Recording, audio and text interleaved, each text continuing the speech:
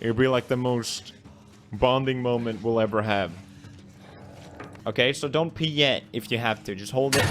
Oh, God. Jesus.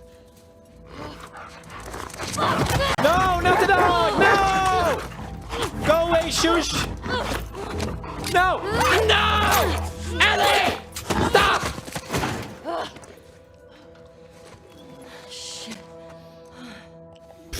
I hate this game. Stupid dog. Shut. It was not a stupid dog. That was Bjorn. The Last of Us 2 é o game mais controverso de 2020.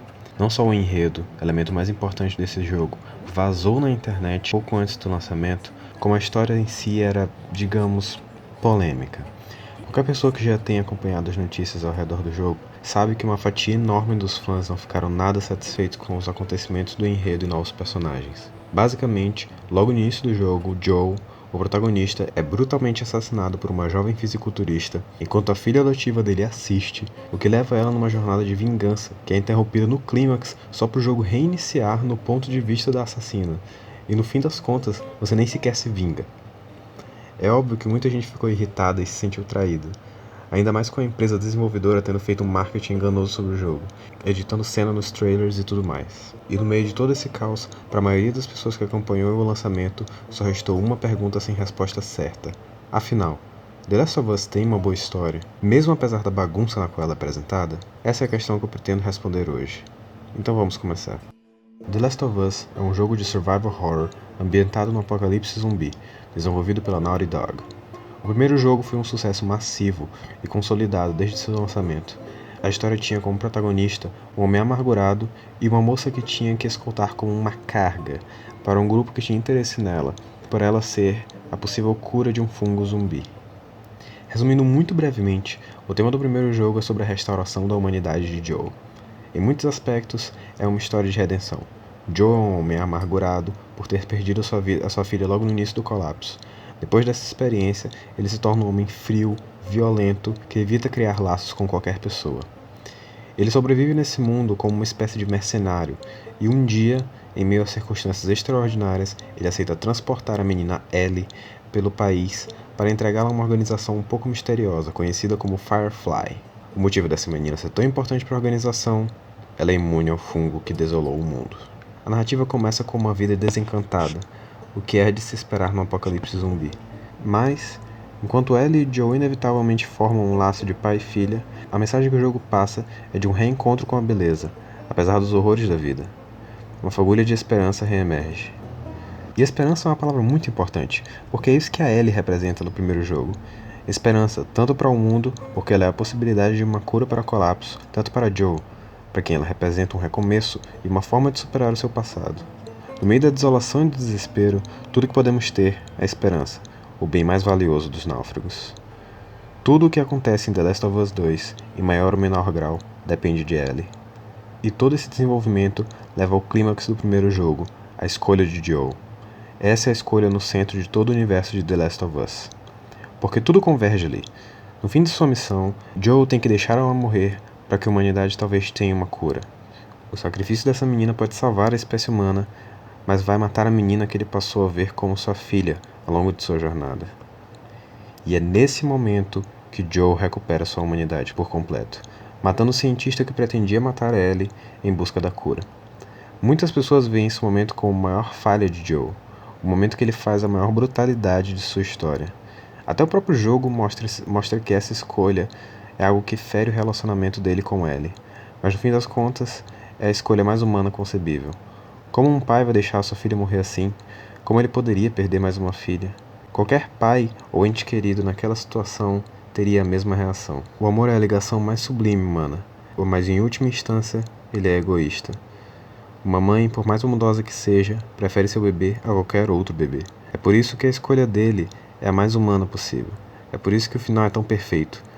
Em uma escolha, um momento, tudo que é mais sublime e também mais pequeno na alma humana se manifesta no Joel. O tema e conclusão do primeiro jogo é esse, o afeto. E como a humanidade nunca vai ser capaz de amar igualmente todo mundo, qualquer pessoa em sã consciência, na face da Terra, vai preferir a sua família à sua cidade. Enfim, O primeiro jogo explicado, agora vamos pro segundo jogo. The Last of Us 2 começa alguns anos depois do primeiro, e sua história corre na direção oposta do primeiro jogo. Logo nas primeiras horas de gameplay, vemos que Ellie agora tem uma relação defasada com Joel. Ela já não é mais a garota que representava a esperança no primeiro jogo. Agora ela é uma mulher que representa a incerteza. Toda a sua existência é rodeada por uma frase: e se? E se eu tivesse morrido e gerado a cura? E se Joel nunca tivesse feito aquela decisão por mim? E se eu perdoasse o Joel? E se eu cortasse ele de vez da minha vida? E se no fim das contas, ele for mal? De certa maneira, é uma questão tão universal quanto a questão do primeiro jogo, de um pai que tem nos seus filhos a esperança pelo mundo e que jamais deixaria eles morrerem. Aqui é o outro lado da moeda, e as escolhas difíceis que seus pais tiveram que fazer por você, muitas vezes sobre a sua própria vida. E se seus pais não fossem os heróis perfeitos que você via quando era criança? E se eles estivessem mais perto de tiranos do que de heróis? O que fazer com o legado deles? O que fazer com o seu legado? Até que... Please don't shoot. Joel, please get up.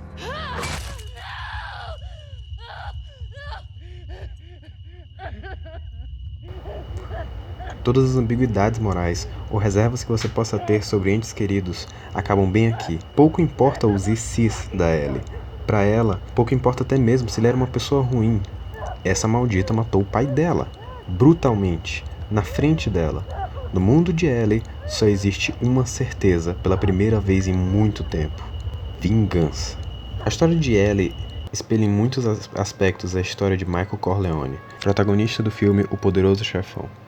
Assim como Ellie, ele não aprova dos passados e tradições violentas da sua família mafiosa e ele tenta se afastar do meio de vida dela, se conectando com a nação onde ele vive, a América. E ele faz isso se tornando um militar. Tudo que Michael quer é ser limpo e deixar a sua família cuidar de seus próprios problemas. Ele ama eles, mas quer se distanciar, servindo ao seu estado acima de sua família. How'd he do that?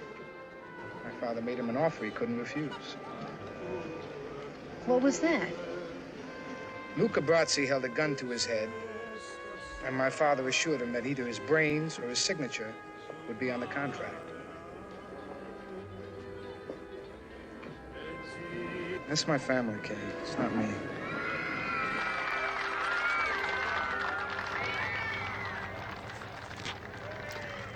Eu vou tentar não spoiler o que acontece no Poderoso Chefão, porque você tem a obrigação de assistir esse filme. É um dos melhores filmes da história do cinema e, francamente, você tem que assistir. Então eu não vou dar muito spoiler aqui. Mas enfim, na história do Poderoso Chefão, eventualmente acontece uma emergência familiar. E essa emergência leva Michael a se ver numa posição em que terá que defender a sua família, mesmo que isso vá contra a vida que ele criou para ele mesmo. É como se o passado cobrasse uma dívida. O povo que criou você, que ao mesmo tempo é uma pessoa e uma instituição, deve ser honrado e defendido. Assim como eles te cuidaram e te defenderam antes mesmo de você ser capaz de cuidar de si mesmo. De repente, no momento de crise, tanto Michael Corleone quanto Ellie percebem que eles não são exatamente indivíduos isolados. O ser deles também faz parte dos laços familiares que os criaram. Mesmo que eles queiram ter suas vidinhas perfeitas e esquecer os erros antepassados, é simplesmente impossível. Quando Joel morre, é um ataque à própria pessoa de Ellie.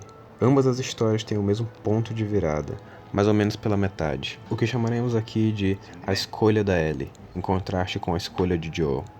Ao escolher vingar Joel, honrando sua memória, ela fere a si mesma, indo contra seus caprichos pessoais. E essa é uma escolha que sempre vem com o devido peso para a pessoa.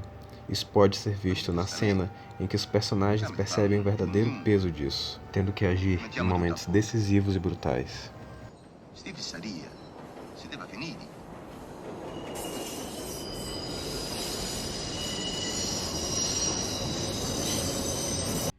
I'm not giving up, my friend.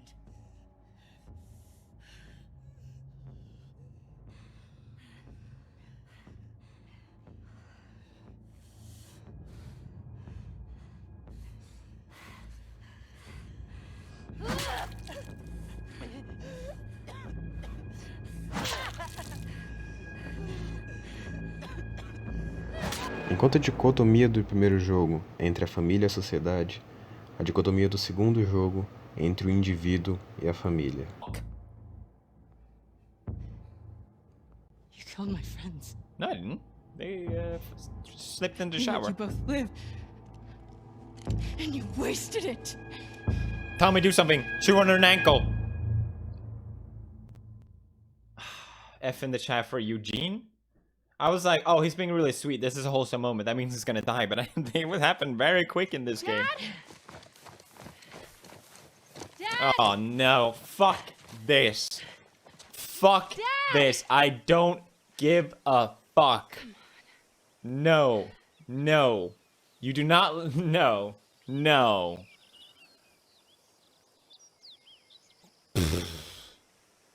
Well, maybe now we get to find out how she got so fucking strong. Dad! Alright, can I pick up the gun and shoot myself? How do I do that? End this now. Tudo que eu disse pode ser diretamente aplicado a Abby, a mulher que matou o Joe no início das contas. Ela mata Joe porque ele matou o pai dela no primeiro jogo, e ele é praticamente uma versão espelhada de Ellie em matéria de estrutura narrativa. E isso é feito de propósito. A Abby tem todas as razões do mundo para fazer o que ela fez. Ela tem que defender a honra do pai e do povo dela. Um assassinato desses só pode ser pago na mesma moeda, limpando o legado de seu pai. Mas como a gente viu momentos atrás, a Ellie não vai deixar barato. E a Abby é bastante competitiva.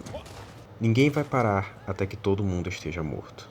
Aí se encontra o segundo tema da história, a Guerra Eterna. O conflito que ninguém sabe muito bem onde começou, mas todo mundo se sente no dever de continuar. Toda vez que duas tribos entram em uma disputa envolvendo amor ou morte, o ciclo da Guerra Eterna começa. Na antiguidade, Heródoto diz que um dos motivos iniciais para guerras entre os gregos e os bárbaros foi o rapto de mulheres. Esse é inclusive o mesmo motivo da Guerra de Troia. No Brasil, quando um tupinambá capturava um inimigo e ia devorá-lo, ele dizia que fazia aquilo porque o inimigo dele tinha devorado guerreiros da sua tribo. E o cara capturado ainda respondia: sim, assim como vocês comeram gente da minha tribo.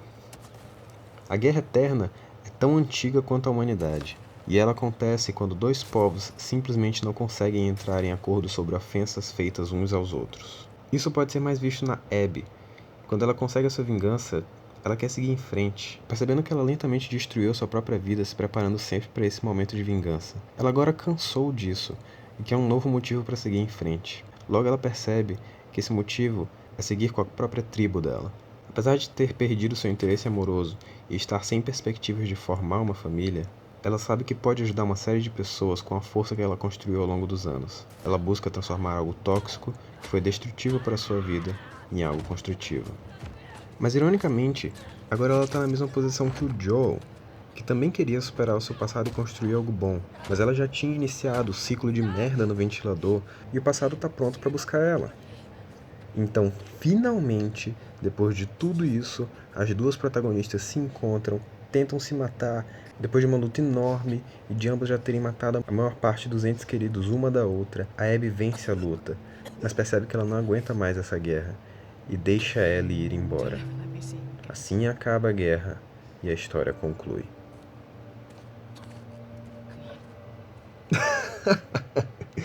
Quem dera! O jogo ainda tem mais 2 horas de reviravoltas e momentos estranhos, mas eu vou resumir. Depois de seu encontro com Abby, Ellie tem uma chance de recomeçar a sua vida com a sua namorada.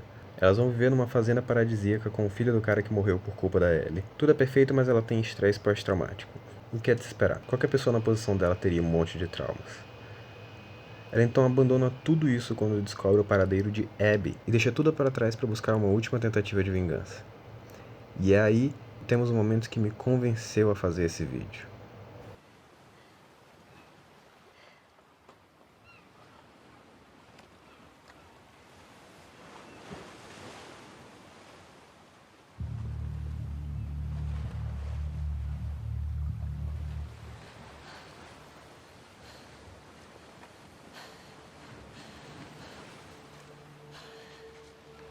I can't let you leave.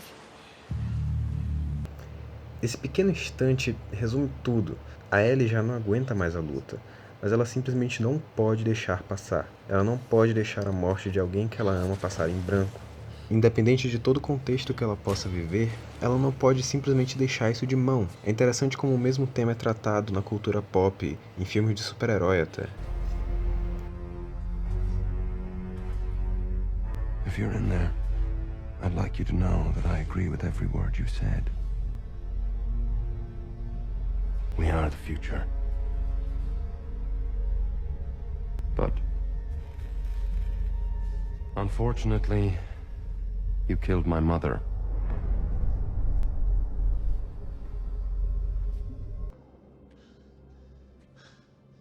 This isn't gonna change what happened. I don't care. He killed my mom. Mas logo depois, quando ela tá prestes a matar a Abby, ela percebe que estava totalmente errada. Para pra pensar. No início da história, a Ellie era um poço de incertezas.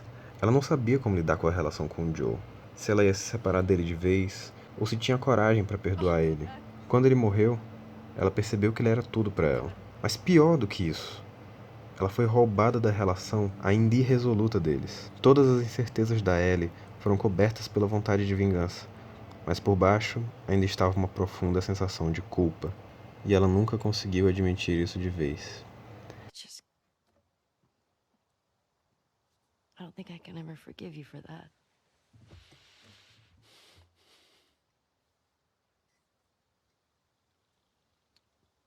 But I would like to try.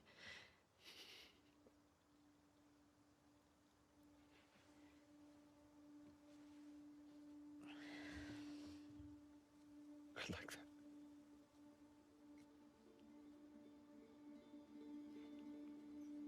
E é só ali, no último momento, que ela percebe que para honrar a memória de Joel, ela simplesmente tem que ser capaz de perdoar ele. No fim da vida do Joel, tudo que ele mais queria não era a guerra nem a vingança. Tudo que ele queria era o perdão e o amor de sua filha adotiva. Ellie percebe que toda a raiva que ela tinha por Abby era inexistente e que, no fundo, todas as ações dela eram só para cobrir a vergonha e a tristeza de nunca ter acertado as contas com seu pai. Ela é tão ruim quanto ela acreditava que ele fosse, e não consegue se perdoar pelos seus erros. O único caminho que honraria de fato a vida de Joel é o perdão. Ellie tem que perdoar ele, Abby e o mais difícil, ela tem que perdoar ela mesma. Pela primeira vez ela tem que aceitar a sua tristeza e ser vulnerável. Então ela se senta ali, feita uma criança desesperada sem pai, o que é exatamente o que ela é. E percebendo que, assim como o homem que ela um dia odiou, ela vai ter que viver com a vergonha e o peso dos seus erros pro resto da vida. É lindo e triste, de partir o coração, uma redenção tão humana e trágica quanto a do primeiro jogo. Então, a história de The Last of Us 2 é boa? Não. Não mesmo. Porque a história que eu acabei de contar é a história que eles tentaram contar, não a história que eles contaram de fato. A começar pelo primeiro maior erro, a famosa cena da morte de Joel. Não só apenas as circunstâncias da morte dele são bizarras, e a morte dele sem cerimônia, como eles parecem que esqueceram totalmente o primeiro jogo. O primeiro jogo é sobre afeto e a formação dos laços deles dois, o que significa que o jogador se envolveu com esses dois, e está vendo a história pelos olhos deles, o que significa que você vai ter que empatizar com alguém que matou seu familiar dentro da história do jogo. Olha, eu pessoalmente gosto da Abby. Por incrível que pareça, eu acho ela uma personagem interessante e muito única. Até os músculos dela têm uma certa justificativa na história. Mas eu sou a completa exceção. A vastíssima maioria dos jogadores que jogaram o primeiro jogo e esperaram 7 anos para poder ver esses dois juntos de novo e para onde eles iriam, ficaram no mínimo frustrados quando descobriram que a relação deles acabava no início do jogo, estando desgastada e de uma maneira brutal. Esses jogadores estão acompanhando esses dois, esperando ver eles novamente, e o mundo deles é simplesmente jogado de cabeça para baixo. O que entra no assunto importante da subversão de expectativas. Essa moda ridícula da cultura pop atualmente, em que toda a continuação consiste em tentar fazer o completo oposto da história original, mesmo que não faça o menor sentido, mas tem que ser bom simplesmente porque é subversivo e ninguém estava esperando. Então, quer ver a dupla dinâmica de novo? O pai morre nos primeiros 5 minutos. Quer buscar a vingança sangrenta por 2 horas? A história para literalmente no clímax e reinicia do ponto de vista do vilão. Quer deixar a vida de vingança para trás e ter um pouco de alívio no final feliz para Ellie? Ela larga tudo isso para se vingar, não se vinga e no fim das contas perde literalmente tudo. De todas as ofensas, a pior é o que eles fizeram com a Ellie. Pelo menos o Joel morreu com algum fio de integridade nele.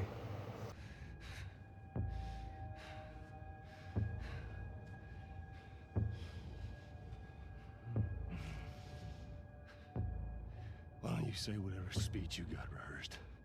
Get this over with.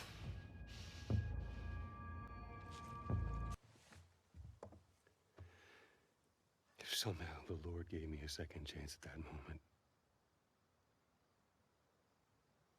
I would do it all over again. A Ellie foi completamente desconstruída, para não dizer destruída. A menina que representava a esperança da humanidade no primeiro jogo, agora representa a incerteza, a violência e a desolação. Ellie não toma uma única decisão certa no jogo inteiro. Ela é movida primariamente pelo ressentimento contra basicamente todo mundo ao redor dela. Todo mundo que ela amava morre por culpa dela. Tudo que acontece no jogo não leva a lugar nenhum. É quase como se fosse uma tortura em forma de história. O momento que Ellie senta e chora seria triste, poderoso e bonito se levasse a algum resultado ou redenção. Exatamente como o fim do primeiro jogo. Triste, mas esperançoso. Aqui o jogo coloca ela num paraíso, só pra fazer ela jogar tudo isso fora em busca de vingança, pra depois nem sequer matar a Abby e perder o resto da família e lar que ela tinha, e até os dedos dela. Ela não pode nem sequer tocar o violão pra lembrar do Joel. Tudo nesse jogo talvez pudesse ser redimido, se não fosse por esse final. A esperança destruída. Esse devia ser o subtítulo desse jogo. Existe uma boa história por trás de The Last of Us, mas ela está afundada por trás do ego dos seus produtores, que acham que simplesmente porque algo te faz sentir mal, então é inteligente ou maduro. No fim das contas, é só uma pena que tenha acabado assim.